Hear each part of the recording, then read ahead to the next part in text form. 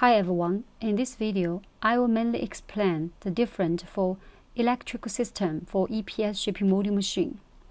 Our E-type shaping molding machine uses industrial computer as touchscreen with Siemens software. The PLC is Siemens brand, support with remote module.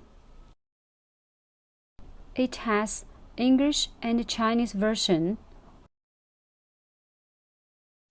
Low voltage electric appliance using Schneider such as thermal relay, contactor, circuit breaker, etc.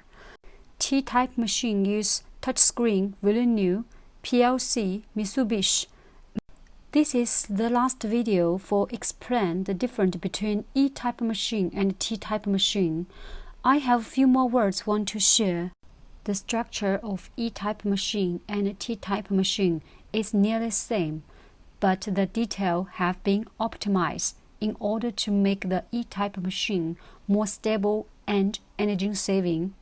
In terms of performance, the E-type machine is definitely better than the T-type. But it's not the case that the better machine you have, the more successful you can be. Only the right machine suited for your own situation and suited for your market can bring you to next level. I hope the information that I shared will help you choose the right machine. For more information about EPS machine, leave your comments below or contact with us by email.